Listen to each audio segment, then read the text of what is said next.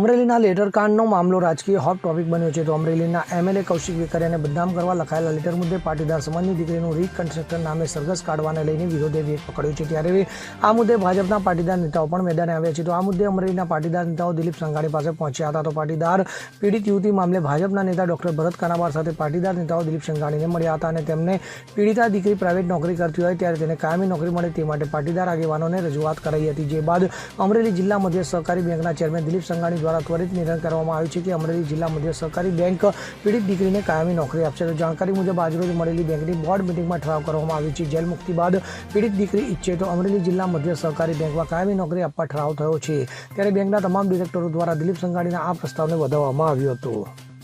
આજે અમરેલી જિલ્લા મધ્ય સહકારી બેંકનું બોર્ડ મળ્યું હતું અને વ્યવસ્થાપક કમિટીની મિટિંગની અંદર વિસ્તૃતપણે અત્યારે જે બહુચર્ચિત બનાવ છે એમના બાબતે પાયલબેન ગોટીના બનાવ બાબતે વિસ્તૃત ચર્ચા કરવામાં આવી હતી અને ચર્ચાના અંતે દિલીપભાઈ સંઘાણી બેંકના ચેરમેનશ્રીએ એક પ્રસ્તાવ મૂક્યો હતો કે જો બેંક અમારું બોર્ડ છે એ મંજૂરી આપે તો પાયલબેન છે એ એમની સાથે જે બનાવ બન્યો છે એમને પછી બહાર જે ડિપ્રેશનમાં આવી જાય અને બહાર આવ્યા પછી એમને સમાજમાં ફરી વખત પુનઃસ્થાપિત થવા માટે સ્વમાનભેર રહી શકે એના માટે થઈને ચર્ચાઓ કરવામાં આવી હતી.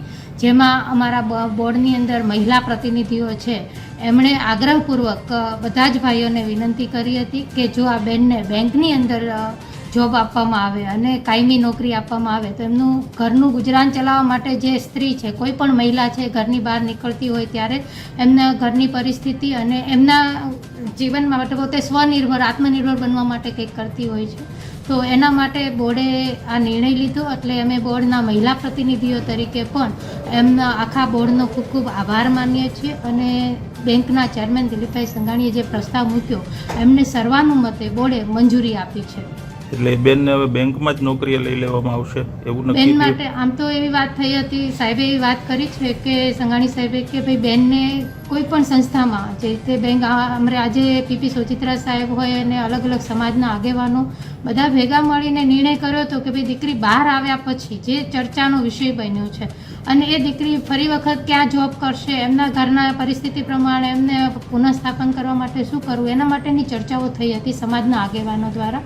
તો એમાં એવી વાતો થઈ હતી કે ભાઈ અમરેલી જિલ્લાની અંદર મુખ્યત્વે 4 મોટી સંસ્થાઓ કહી શકાય. અમરેલી જિલ્લા યાર્ડ છે, તો યાર્ડની અંદર માર્કેટિંગ યાર્ડની અંદર મહિલાઓ મોટા ભાગે છે એ નોકરીમાં ઓછી હોય છે. અમરેલી જિલ્લા મધ્ય સહકારી બેંક, અમર ડેરી છે, તો એમાં બેનને કોઈ પણ સંસ્થામાં જ્યાં જોબની ઈચ્છા હશે ત્યાં આપવાની વાત થઈ હતી. પણ જ્યારે બેંકની અંદર વાત કરી તો અમે વહીવટી પ્રક્રિયા પૂર્ણ કરીને નિયમ અનુસાર બોર્ડની અંદર જે ઠરાવો લેવાના હોય છે તો બોર્ડની અંદર આજે ચર્ચા કરી જો એ દીકરીને બેંકમાં નોકરી કરવી હશે તો બેંકના બોર્ડ દ્વારા એને સર્વાનુમતે અમે પારિત કરેલ છે અને એ બે દીકરીને ફરી વખત બેંકમાં જો એમને જોબ કરવાની ઈચ્છા હશે તો એમને બેંકમાં જોબ આપવા માટે અમારું બોર્ડ મંજૂર આપશે. Bureau report CN24 news. હવે જુઓ દેશ દુનિયાની તમામ ખબરો તમારી આંગળીના ટેરવે. ઉઠાવો મોબાઈલ અને Google Play Store પરથી ડાઉનલોડ કરો અમારી CN24 ન્યૂઝ મોબાઈલ એપ.